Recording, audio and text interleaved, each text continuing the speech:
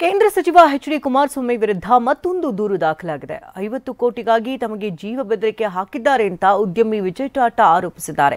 ಈ ಬಗ್ಗೆ ಅವರು ಪೊಲೀಸ್ ಠಾಣೆಯಲ್ಲಿ ದೂರನ್ನು ಸಲ್ಲಿಸಿದ್ದಾರೆ.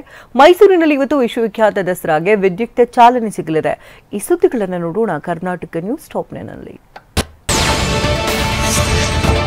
ಕೇಂದ್ರ ಸಚಿವ ಎಚ್.ಡಿ.ಕೆ ವಿರುದ್ಧ ಉದ್ಯಮಿ ವಿಜಯ್ ಟಾಟಾ ಬೆಂಗಳೂರಿನ ಅಮೃತಹಳ್ಳಿ ಪೊಲೀಸ್ ಠಾಣೆಗೆ ದೂರು ನೀಡಿದ್ದಾರೆ. ಚನ್ನಪಟ್ಟಣ ಚುನಾವಣೆಗೆ ನಿಖಿಲ್ ಕುಮಾರಸ್ವಾಮಿ ನಿಲ್ಲುತ್ತಿದ್ದಾನೆ. ಹೀಗಾಗಿ 50 ಕೋಟಿ ಕೊಡುವಂತೆ ಕೇಳಿದ್ರು. ಆದ್ರೆ ನನಗೆ ಆಗಲ್ಲ ಅಂತ ಹೇಳಿದೆ.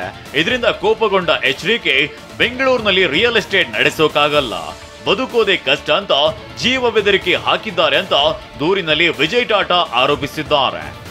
ನಮಗೆ 50 ಕೋಟಿ ಅರೇಂಜ್ ಮಾಡಿಕೊಡಿ ಅಂತ ಹೇಳಿದ್ದಾರೆ. ಅವಾಗ ನಾನು ಕುಮಾರಸ್ವಾಮಿ ಅವ್ರಿಗೆ ಹೇಳಿದೆ, 50 ಕೋಟಿ ಕಷ್ಟ ಇದೆ ಸರ್, ನಮ್ಮ ಪ್ರಾಜೆಕ್ಟ್ಗಳು ಕಂಪ್ಲೀಟ್ ಮಾಡಬೇಕು, 50 ಕೋಟಿ ಆಗೋದಿಲ್ಲ, ಈಗ ಇಂಪಾಸಿಬಲ್ ಅಂತ ಹೇಳಿದೆ. ಅವ್ರು ಸ್ವಲ್ಪ ಕೋಪ ಮಾಡಿಕೊಂಡ್ರು. ಅವರು ಸ್ವಲ್ಪ ಅಲ್ಲ, ಪುತ್ರಿ ಕೋಪ ಮಾಡಿಕೊಂಡು ನನಗೆ ಯಾವುದೇ ಕಾರಣಕ್ಕೆ 50 ಕೋಟಿ ಒಳ್ಳೇಬೇಕು, ಅರ್ಧ ಮಾಡ್ಕೊಳ್ಳಿ, ಇಲ್ಲಾಂದರೆ ನೀವು ಬೆಂಗಳೂರು ಕಷ್ಟ ಆಗುತ್ತೆ. ಆಗಸ್ಟ್ 24, 2024ರಂದು ಎಂಎಲ್ಸಿ ರಮೇಶ್ ಗೌಡ ನನ್ನ ನಿವಾಸಕ್ಕೆ ಬಂದಿದ್ರು. ಆಗ್ಲೇ ಕೇಂದ್ರ ಸಚಿವ ಎಚ್.ಡಿ.ಕೆ ಫೋನ್ ಮಾಡಿ ನಿಮ್ಮ ರಿಯಲ್ ಎಸ್ಟೇಟ್ ಪ್ರಾಜೆಕ್ಟ್ ಕಂಪ್ಲೀಟ್ ಮಾಡಲು ಬಿಡುವುದಿಲ್ಲ ಅಂತ ಹೇಳಿದ್ರು.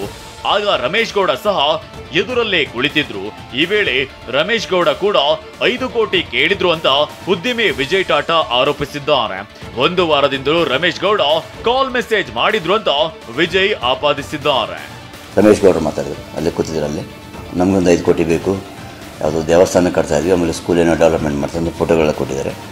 ಆಮೇಲೆ ಅದಾದಮೇಲೆ ಒಂದು 4 ದಿವಸದಲ್ಲಿ ಫೋನ್ ಮಾಡಿದ್ದಾರೆ, ಮೆಸೇಜ್ ಮಾಡ್ತಾರೆ. ನಾನು ಹೇಳಿದ್ದೀನಿ ಸರ್, ಕಾಲ್ ಬ್ಯಾಕ್ ಆ ಥರ ಮಾತಾಡ್ತೀನಿ ಆಮೇಲೆ ಅಂತ. ಆಮೇಲೆ ಬೆಂಗಳೂರಿನ ಹಲವೆಡೆ ನಿನ್ನೆ ರಾತ್ರಿ ಸಾಧಾರಣ ಮಳೆಯಾಗಿದೆ. ಕೆಲಸ ಮುಗಿಸಿ ಮನೆಗೆ ತೆರಳುತ್ತಿದ್ದ ವಾಹನ ಸವಾರರು ಮಳೆಯಲ್ಲಿ ಪರದಾಟ ನಡೆಸಿದ್ದಾರೆ. ಗುಂಡಿಗಳಿಂದ ಆವೃತವಾದ ರಸ್ತೆಯಲ್ಲಿ ಚಲಿಸುವಾಗ ವಾಹನ ಸವಾರರು ಹೈರಾಣಾಗಿದ್ದಾರೆ. ಕೆಆರ್ ಸರ್ಕಲ್, ವಿಧಾನಸೌಧ ಸೇರಿದಂತೆ ಕೆಲವೆಡೆ ತಗ್ಗು ಪ್ರದೇಶ ರಸ್ತೆಗಳು ಕೆರೆಯಂತಾಗಿವೆ.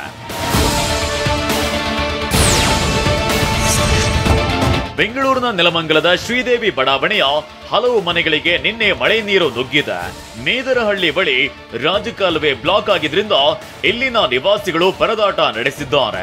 ಮನೆಯಿಂದ ನೀರು ಹೊರಹಾಕಲು ನಿವಾಸಿಗಳು ಸರ್ಕಸ್ ಮಾಡಿದ್ದಾರೆ. ಮನೆಯಲ್ಲಿದ್ದ ವಸ್ತುಗಳು ನೀರು ಪಾಲಾಗಿದ್ರಿಂದ ಕಂಗಾಲಾಗಿದ್ದಾರೆ.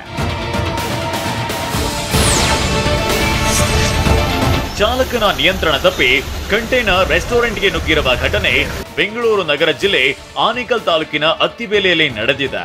ತಾಜ್ ಫ್ಯಾಮಿಲಿ ರೆಸ್ಟೋರೆಂಟ್ ಮತ್ತು ಬಾಳೆಹಣ್ಣಿನ ಅಂಗಡಿ ಸಂಪೂರ್ಣ ನಜ್ಜುಗುಜ್ಜಾಗಿದೆ. ಘಟನೆಯಲ್ಲಿ ಸಣ್ಣ ಪುಟ್ಟ ಗಾಯವಾಗಿ 3 ಪಾರಾಗಿದ್ದಾರೆ.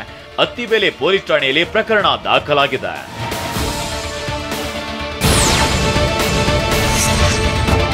ಇಂದು ಬೆಳಿಗ್ಗೆ 9:15ರಿಂದ 9:40ರೊಳಗಿನ ಶುಭ ವೃಶ್ಚಿಕ ಲಗ್ನದಲ್ಲಿ ಹಿರಿಯ ಸಾಹಿತಿ ಡಾಕ್ಟರ್ ಹಂಪ ನಾಗರಾಜಯ್ಯ ವಿಶ್ವವಿಖ್ಯಾತ ಮೈಸೂರು ದಸರಾ ಉದ್ಘಾಟಿಸಲಿದ್ದಾರೆ. ತಾಯಿ ಚಾಮುಂಡೇಶ್ವರಿ ದರ್ಶನ, ಮಹಿಷಾಸುರ ಮರ್ದಿನಿ ವಿಗ್ರಹಕ್ಕೆ ಪುಷ್ಪಾರ್ಚನೆ ಬಳಿಕ ನಾಡಹಬ್ಬಕ್ಕೆ ವಿದ್ಯುಕ್ತ ಚಾಲನೆ ಸಿಗಲಿದೆ. ಸಿಎಂ ಸಿದ್ದರಾಮಯ್ಯ, ಡಿಸಿಎಂ ಡಿಕೆ, ಉಸ್ತುವಾರಿ ಸಚಿವ ಮಹದೇವಪ್ಪ ಭಾಗವಹಿಸಲಿದ್ದು, ಶಾಸಕ ಜಿಟಿ ದೇವೇಗೌಡ ಅಧ್ಯಕ್ಷತೆ ವಹಿಸಲಿದ್ದಾರೆ.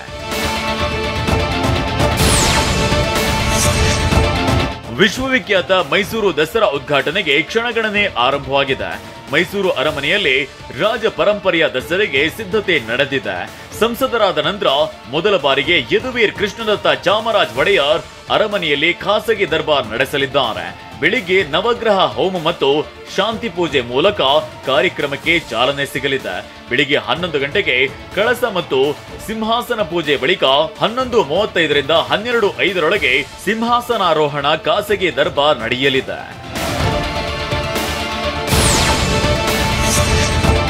ಮೈಸೂರು ದಸರಾ ಮಹೋತ್ಸವಕ್ಕೆ ಈ ಬಾರಿ 2 ಹಂತದ ಭದ್ರತೆ ಇದೆ.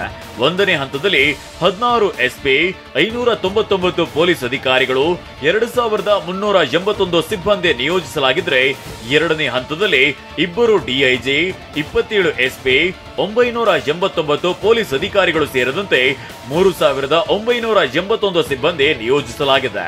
ಇಂದಿನಿಂದ ಅಕ್ಟೋಬರ್ 12ರವರೆಗೆ ಹಲವೆಡೆ ಸಂಚಾರ ಮಾರ್ಗ ನಿರ್ಬಂಧಿಸಲಾಗಿದೆ. ಮೈಸೂರಿನ 4 ಕಡೆ ತಾತ್ಕಾಲಿಕ ಬಸ್ ನಿಲ್ದಾಣ ವ್ಯವಸ್ಥೆಯನ್ನ ಮಾಡಲಾಗಿದೆ.